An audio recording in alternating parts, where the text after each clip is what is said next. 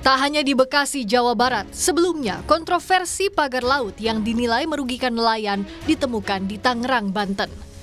Wahana Lingkungan Hidup Walhi mencurigai pemagaran laut di Tangerang, Banten sepanjang 30 km merupakan bagian dari proyek reklamasi.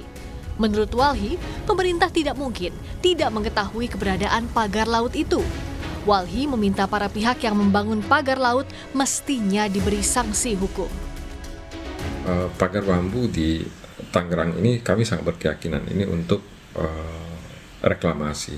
Jadi laut ini akan dipagar. Dulu dia menjadi bagian dari Giant Sea Wall ya.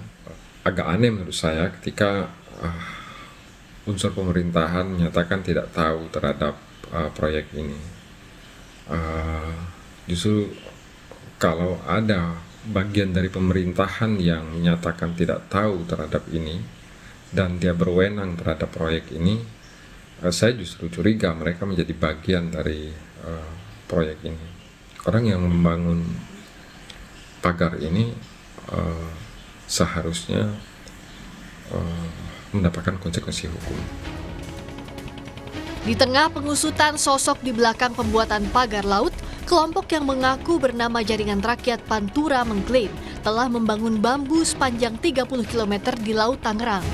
Kelompok ini mengatakan dana pembangunan berasal dari swadaya masyarakat sebagai upaya untuk mengurangi abrasi.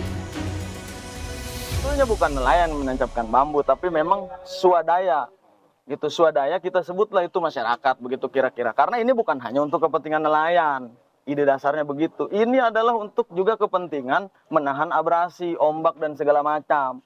Jadi dibuatlah tanggul itu tersebut. Seiring berjalannya waktu, ditumbuhi ternyata oleh kerang hijau, lalu diberi waring untuk membudidaya udang dan segala macam. Ini kan kemudian menjadi tambahan. Kita lihat nggak ada yang mentok-mentok tuh perahu orang yang bernelayan, tidak ada. Namun hal berbeda justru disampaikan nelayan Desa Ketapang, Kecamatan Mauk, Tangerang. Mereka mengaku resah dengan adanya pagar laut tersebut. Masyarakat setempat sudah melapor kepada pihak terkait dan berharap agar pagar laut segera dicabut. Sangat mengganggu, Pak. Mengganggunya itu seperti apa, Pak? Ya, lalu lintas keluar masuknya nelayan, Pak. Kira-kira nih pagar bambu ini sudah berapa lama sih, Pak? Sekitar 4 bulanan yang lalu. Dan ini pagar bambu ini sebenarnya udah ada laporan dari masyarakat atau nelayan belum sih, Pak? Laporan udah ada survei tapi tidak ada tindak lanjut.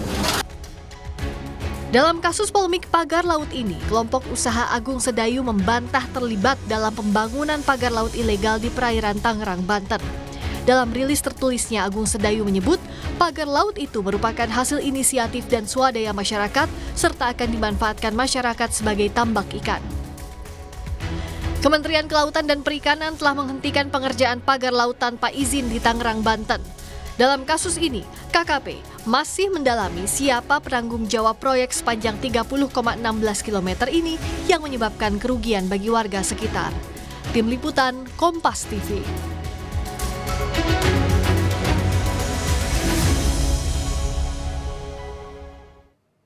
Soal kontroversi pagar laut di Bekasi, Jawa Barat ini akan kita tanyakan kepada jurnalis Kompas TV Alexander Blegur.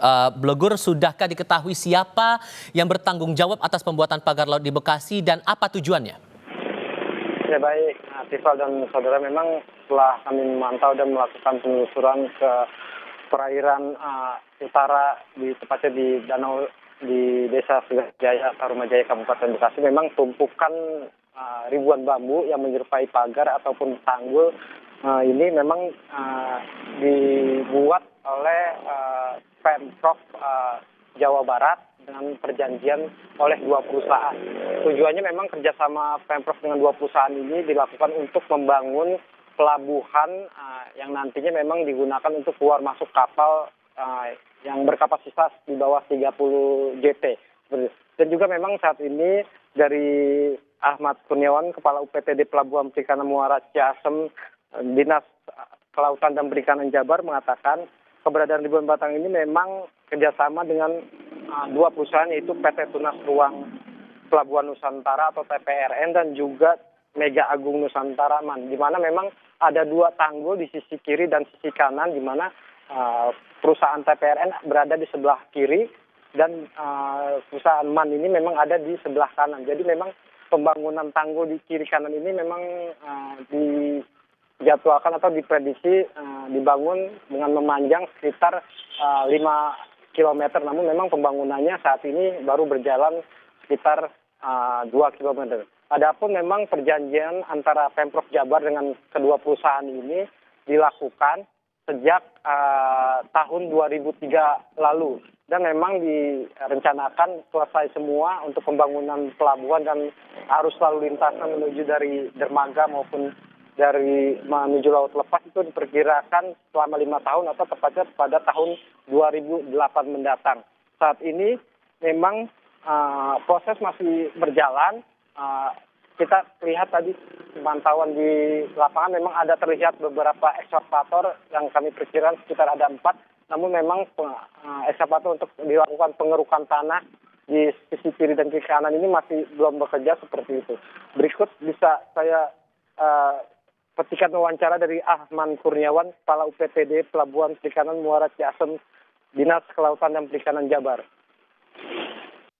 Kami sampaikan di sini bahwa di perairan Paljaya khususnya ada pembangunan alur pelabuhan, di mana pembangunan alur pelabuhan ini merupakan tindak lanjut dari adanya perjanjian kerjasama antara pihak Pemprov Jabar dengan salah satu perusahaan yaitu PT Tunas Ruang Pelabuhan Nusantara atau TRPN, di mana di dalam perjanjian kerjasamanya itu pihak TRPN menyanggupi di dalam penataan kawasan pelabuhan perikanan. Ya, memang anggaran untuk pembangunan pelabuhan Paljaya khususnya di Desa Tenggara Jaya, Tarubajaya, Kabupaten Bekasi ini menganggarkan sekitar untuk pembangunan pelabuhan ini sekitar 100 sampai dengan 200 miliar. Dengan rincian ada 3 fasilitas pokok yang memang berada untuk masuk dalam pelabuhan ini. Yang pertama yaitu fasilitas pokok seperti pelabuhan dan arus lalu lintasnya, juga bongkar muat untuk kapal serta kolam labu ataupun dermaga serta mercusuar. Yang kedua itu ada dalam kedua fasilitas penunjang, apa itu yaitu perkantoran, WC, toilet dan juga masjid. Dan yang ketiga fasilitas fungsional, di mana ini seperti tempat pelelangan ikan dan menaikkan turunkan hasil tangkapan ikan bagi nelayan. Sementara itu dari sisi yang nelayan sekitar memang menganggap bahwa kami yang temui tadi bahwa mereka belum mendapatkan sosialisasi dari pihak terkait. Karena memang mereka membuat adanya dampak dari pelabuhan ini, selain bahan bakar yang memang menambah, juga hasil tangkapan ikan ini mereka berkurang karena memang adanya pembangunan yang ikan yang ada di lepas pantai seperti itu. Dari Kabupaten Bekasi, Jawa Barat, Alexander Blegur. Terima kasih untuk laporan Anda.